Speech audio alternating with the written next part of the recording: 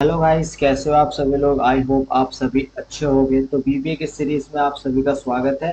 आज हम जानेंगे कि हमारे पास लूप्स क्या होते हैं बीबीए में, और हमारे पास कितने टाइप्स के लूप होते हैं। उसमें से जो हमारा पहला टाइप होता है फोर नेक्स्ट लूप, उसको आज हम कवर करने वाले, साथ ही साथ इस पर कुछ क्वेश्चन सॉल्व करेंगे जिसके थ्रू हमें और अच्छे से क्लियर होगा कि हम लूप क्यों यूज करते हैं और किस तरीके से उसका इम्प्लीमेंटेशन है, साथ ही साथ उसका सिंटेक्स किस तरीके से हो सकता है, वो सारी चीज। हमारे पास चार तरीके के लूप होते हैं। जो पहला लूप है हमारे पास फोर नेक्स्ट लूप, उसके बाद हमारे पास होता है डू वाइल लूप, थर्ड हमारे पास है डू अनटिल लूप, फोर्थ है हमारे पास फॉर ईच लूप। तो ये सारे लूप डिफरेंट डिफरेंट है, एंड सारे का सिंटेक्स है, जो लिखने का तरीका है वो भी डिफरेंट है। तो आज हम जानेंगे फोर नेक्स्ट लूप को। उससे पहले हम जानेंगे कि हमारे पास लूप्स क्या होते हैं, और हमारे पास लूप्स होते भी है तो हम लूप्स का यूज क्यों करते हैं वीबीए में। तो हमारे पास सामने डेफिनेशन लिखा हुआ है कि loops in VB are the essential for automating repetitive tasks and processing data efficiently. They allow you to execute a block of code multiple times, saving time and reducing the potential for error. मतलब loops क्या होता है, आपके repeated task को, जैसे मेरे पास यहाँ right hand side में एक कोड दे रखा है, उसमें इस कोड में लिखा हुआ है कि कुछ सर्टेन कोड हमारे पास बार बार रिपीट होने वाला है, तो उसको हम एक लूप के फॉर्म में लिखेंगे। उसे हम कहते हैं लूप, जो हमारे काम को रिपीट करता है, एक सर्टेन ब्लॉक को बार बार रिपीट करता है, वो हमारे पास लूप्स कहलाता है, जिसमें हमारे पास हमारा टाइम सेविंग होता है और एरर आने के भी काफी कम चांसेस होते हैं। हम पहला जानने वाले हैं फोर नेक्स्ट लूप।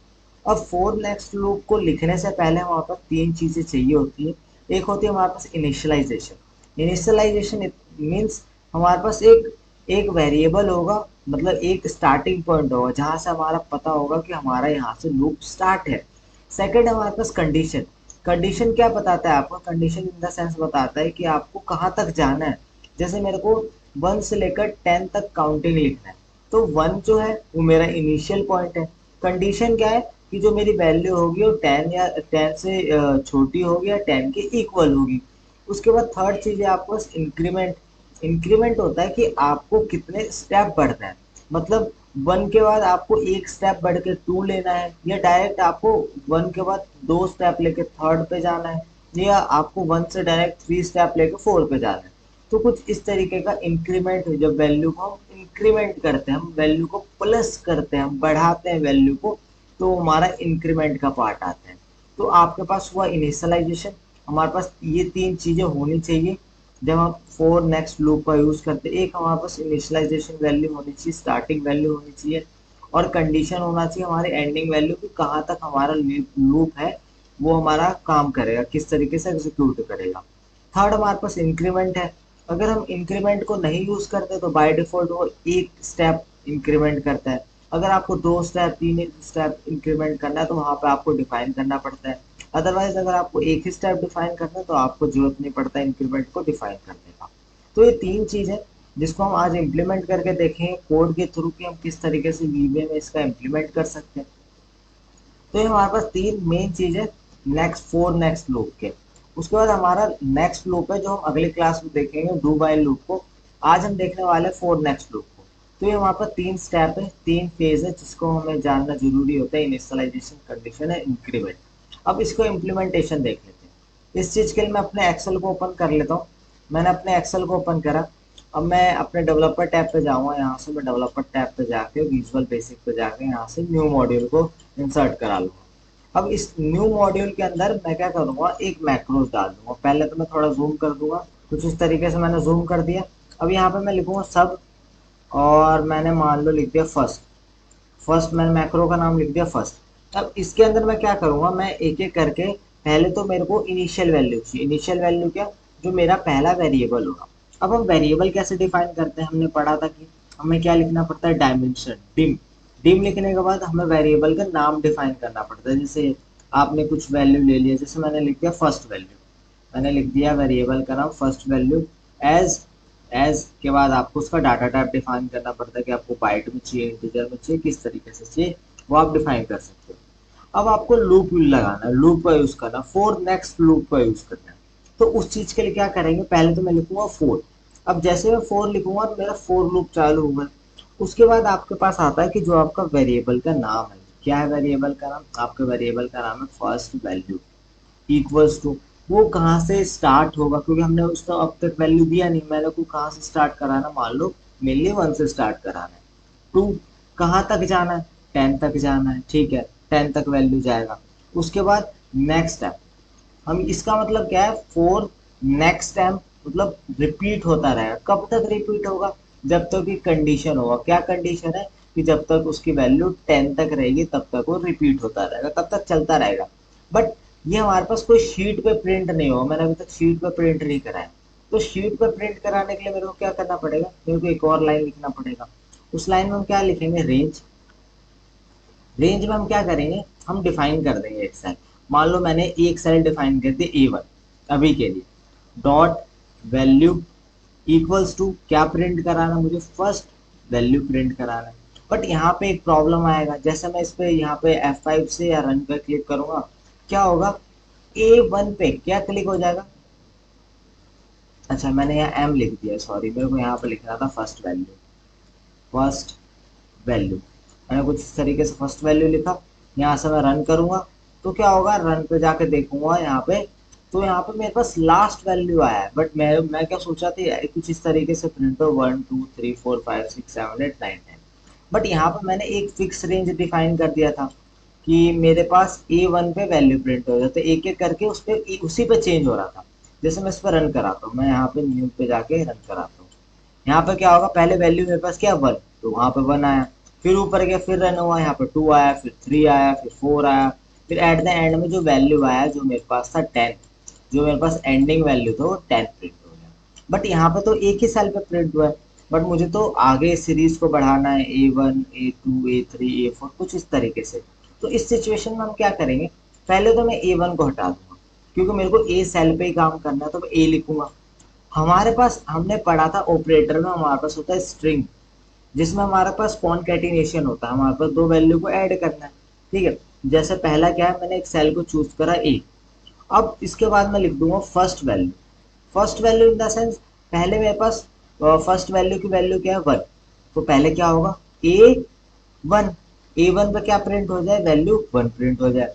उसके बाद फिर ऊपर जाएगा, इंक्रीमेंट हो गए, ये फर्स्ट वैल्यू की वैल्यू क्या हो जाएगी 2, तो अब क्या आएगा, A2 पे क्या प्रिंट हो जाए, 2 प्रिंट हो जाए, तो 2 प्रिंट हो जाएगा, फिर ऊपर जाएगा, फिर चेक करेगा, अब मेरे पास फर्स्ट वैल्यू की वैल्यू हो जाएगी 3, तो यहाँ पे क्या होगा, A3 इक्वल्स टू 3, तो कुछ इस तरीके से रन होगा। इसको एग्जीक्यूट करा के देख लेते हैं। इसको मैंने एग्जीक्यूट कराया, एक एक करके स्टेप इनटू कराया, कुछ इस तरीके से मैं एग्जीक्यूट कराऊंगा। A1 पे क्या आ जाएगा मेरा, 1 आ गया, फिर मैं एंटर करूंगा, फिर मैं नीचे जाऊंगा तो A2 पे 2 आ जाएगा, फिर हम रन करेंगे A3 पे 3, A4 पे 4, कुछ इस तरीके से मेरा नंबर एग्जीक्यूट हो रहा है 9 एंड 10। बस उसके बाद लूप से बाहर आ जाएगा तो मेरा कंडीशन कंप्लीट हो गया। आई होप आपको फोर नेक्स्ट लूप क्लियर हुआ होगा। हम एक और एग्जांपल ले लेते हैं जिसके थ्रू और भी चीज़ें क्लियर होगा आपको। जैसे मैं क्या करता हूँ, सब सेकंड ले लेता हूँ, मैं एक और मैक्रो बना लेता हूँ जिसका नाम सेकंड रख देता हूँ, और पहले उससे पहले मैं इस आउटपुट को यहाँ से डिलीट कर देता हूँ, ठीक है। हम अगला अगला क्वेश्चन को सॉल्व करते हैं। अभी हम क्या करने वाले हैं, अभी हम फेबोनिक सीरीज निकालने वाले हैं। पहले हम जानते हैं फेबोनिक सीरीज क्या होता है। फेबोनिक सीरीज होता है, जैसे मैंने यहाँ पे लिखा 1, फिर लिखा मैंने 2, फिर लिखा मैंने 3, तो हमारे पास क्या होगा, पहले 1, यहाँ पे क्या हो जाएगा, 1 और 2 का ऐड होकर क्या आ जाएगा 3, यहाँ पे 3 और 2 का ऐड होकर क्या आ जाएगा 5 5। अब जैसे यहाँ पे मैं लिखूंगा 4, तो यहाँ पे क्या आएगा 4 और 3 7। उसके बाद क्या होगा, अगर मैं यहाँ पे लिखा 5 तो यह 5 और 4 9। तो कुछ इस तरीके से मेरा एडिशन परफॉर्म हो रहा है। जो मेरे पास पहले वैल्यू है वो लिखा जाएगा, उसके बाद 2 और 3 3 हो जाएगा, 3 और 3 6 हो जाएगा, 6 और 4 10 हो जाएगा, 10 और 5 15 हो जाएगा। तो कुछ इस तरीके से मेरे पास फेबोनिक सीरीज होता है, वैल्यू को ऐड करके बताया जाता है। उसी के साथ साथ हमारे पास एक और चीज होता है जिसको हम बोलते हैं फैक्टोरियल। फेबोनिक सीरीज में अभी आपको निकाल के दिखाऊंगा, आपको निकालना है फैक्टोरियल। फैक्टोरियल क्या होगा, 1 की जगह 1, 2 वन जा 2, फिर नीचे जाएंगे, फिर 2 को मल्टीप्लाई करेंगे 3 से 6, अब 6 4 जा 24, फिर 24 5 जा जो भी आएगी वैल्यू आपको वो इंसर्ट कराना है। तो ये हमारे पास हुआ फैक्टोरियल। ये आपको खुद से फाइंड आउट करना है। अभी मैं आपको फेबोनिक सीरीज फाइंड आउट करना बताऊंगा कि किस तरीके से हम फेबोनिक सीरीज को फाइंड आउट करते हैं। तो पहले तो मैं अपने एक्सेल शीट को ले लूंगा। यहाँ पे मेरे पास एक्सेल शीट है। अब इसके अंदर मैं क्या करूंगा, मेरे को पहले इसमें दो इंटीजर को डिफाइन करना पड़ेगा। जैसे मैंने लिख दिया डिम सेकंड, सेकंड वैल्यू ले लेंगे, सेकंड वैल्यू एज इंटीजर। उसके बाद क्या करेंगे, उसके बाद मैं एक फैब नाम का बना ला जिसमें मेरे को मैं फैबनिक सीरीज को इंसर्ट कराऊंगा। ये दो हो गए चीज। अब मेरे को क्या करना पड़ेगा, फैबनिक की वैल्यू जीरो करना पड़ेगा। इनिशियल वैल्यू मैं जीरो कर रहा हूँ, क्यों कर रहा हूँ वो आपको समझ आ जाएगा।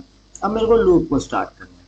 लूप मैंने स्टार्ट किया for second value equals to 1 to 10। जब तक मेरी कब तक वैल्यू चलेगी, जब तक वो 10 तक रहेगा। उसके बाद मेरे को क्या कराना, अब मेरे को देना है रेंज। अब रेंज का डिफाइन करूंगा सेम। मैं ए सेल पे क्या करूंगा, मैं अपने वैल्यूज ले लूंगा 1 2 3 4 कुछ इस तरीके से।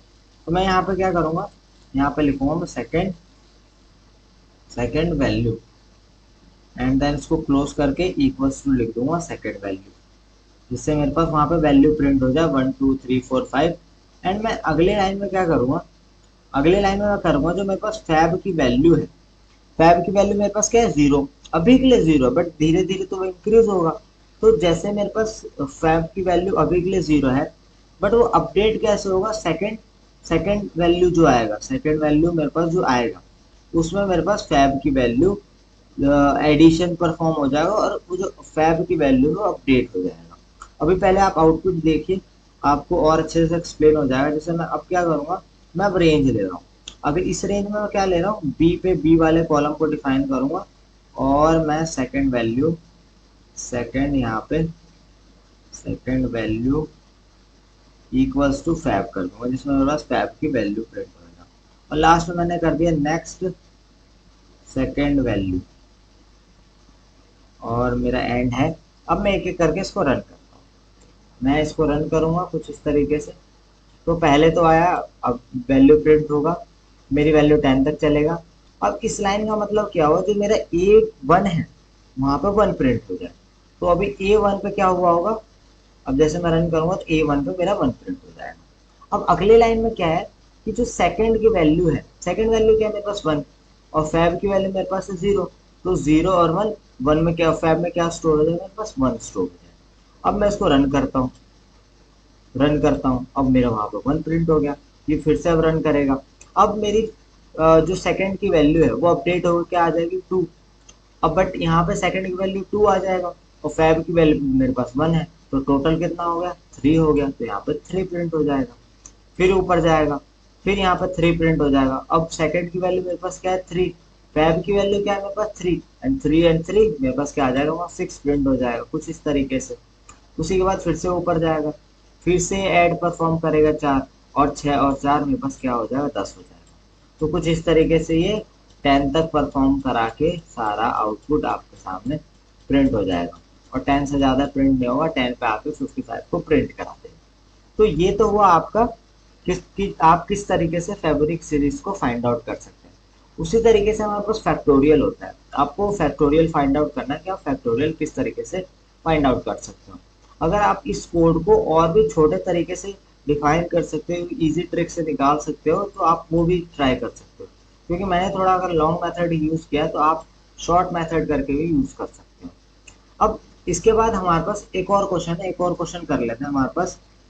अब इस बार हम क्या करेंगे, इसका इस बार हम ट्रू का टेबल डिफाइन करेंगे। हम ट्रू का टेबल कैसे इसमें इंसर्ट करा सकते हैं, कैसे लिख सकते हैं। पहले मैं अपने कोड को डिलीट करूंगा। यहाँ से मैंने अपने पूरे आउटपुट को डिलीट किया, यहाँ पे मेरा कोड है। इस बार मैं ट्रू का टेबल डिफाइन करूंगा। ट्रू का टेबल कैसे लिख सकते हैं इसमें। ट्रू का टेबल लिखने के लिए मैं क्या करूंगा, पहले तो मैंने लिख दिया सब थर्ड, मैंने थर्ड मैक्रो बना रहा हूँ तो इसका मैंने थर्ड नाम लिख दिया। अब इसमें मेरे को तो पहले एक एक वेरिएबल चाहिए जिसका नाम मैंने रख लिया, मान लो लिख दिया मैंने काउंट, काउंट एज इंटीजर। अब इसके बाद क्या करना है, for count equals to 1 to 10, क्योंकि मेरे 10 तक काउंटिंग लेके जानी है। अब इसमें मैं एक एक करके डिफाइन करूँगा रेंज। कौन सा रेंज, ए वाला रेंज। उसमें मेरे को क्या करना है, उसमें मेरे को काउंट का स्पेस दे दूंगा यहाँ पे। देन उसके बाद वहां पे क्या करेगा वो, इक्वल्स टू इक्वल्स टू, वहां पे प्रिंट हो जाए 2 मल्टीप्लाई, बस मेरे पास पहले वाले सेल में हर जगह यही चीज शो हो, 2 मल्टीप्लाई बस। उसके बाद अगली चीज हम क्या करेंगे, फिर से हम रेंज में डिफाइन करेंगे।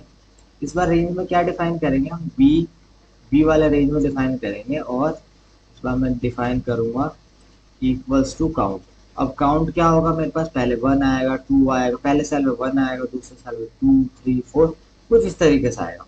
और उसी के साथ साथ मैं क्या करूंगा, जो मेरे पास थर्ड सेल आएगा, जो मेरे पास सी सेल है, उसमें क्या करेंगे हम, पहले मैं लिख देता हूँ count equals to 2 multiply by count, और इसको हम फिनिश करेंगे नेक्स्ट काउंट करेंगे, तो मेरे पास इसका आउटपुट आ जाएगा। अब एक एक करके इसका आउटपुट निकालते हैं, आपको चीजें और क्लियर होगी। जैसे मैंने रन पे क्लिक करा, थर्ड मैक्रो चला, अब यहाँ पे पता चलेगा कि यहाँ से 1 से लेकर 10 तक जाना है। इस लाइन से मेरे पास क्या डिफाइन हुआ कि जो पहला सेल होगा वहां पे 2 मल्टीप्लाई आ जाएगा, जैसे यहाँ पे देखूंगा, यहाँ पे 2 मल्टीप्लाई का साइन आ गया। फिर मैं मल्टीप्लाई करूंगा तो बी वाले सेल में क्या आ जाएगा 1, और सी वाले सेल में क्या आ जाएगा 2 का मल्टीप्लीकेशन काउंट के साथ, काउंट की वैल्यू मेरे पास है 1, तो 2 1 जा 2। उसके बाद फिर रन करेगा, फिर यहाँ पर 2 मल्टीप्लाई आएगा, फिर यहाँ पर काउंट की वैल्यू 2 है तो वहाँ 2 आ जाएगा। एंड देन इसी तरीके से 2 का मल्टीप्लीकेशन काउंट के साथ करेंगे, काउंट की वैल्यू अभी मेरे पास 2 है तो 2 2 जा 4। उसी तरीके से यहाँ पर 2 मल्टीप्लाई फिर से आ जाएगा, यहाँ काउंट की वैल्यू 3, तो 2 इंटू 3, 2 4 जा 8, कुछ इस तरीके से 2 5 जा 10, 2 6 जा 12, 2 7 जा 14, 2 8 जा 16, 2 9 जा 18, 2 10 जा 20। तो ये मेरे पास 2 का टेबल डिफाइन कुछ इस तरीके से। आप और भी तरीके से यूज कर सकते हो इन चीजों के, मैंने इस तरीके से 3 क्वेश्चन आपको फोर नेक्स्ट लूप के मैंने आपको बताया, मैंने आपको फोर लूप के कुछ क्वेश्चंस बताए। और भी आपके पास क्वेश्चंस है, आप उनको भी सॉल्व कर सकते हो। अभी के लिए इस वीडियो में बस इतना ही। आने वाले वीडियोज में और हम लूप के बारे में पढ़ेंगे, जो हमारे पास और 3 लूप रह गए उनको भी हम कवर करेंगे, साथ ही साथ उनके जो क्वेश्चंस है वो भी सॉल्व करेंगे। तो आई होप आपको वीडियो क्लियर हुआ होगा। अगर वीडियो क्लियर नहीं हुआ होगा तो आप इन चीज़ों को फिर से रिपीट करके देखिए, और भी चीज़ें आपको क्लियर होगी। अगर आपको वीडियो से कुछ सीखने को मिला हो तो वीडियो को लाइक कीजिए, चैनल को सब्सक्राइब कीजिए। Thank you for watching this video.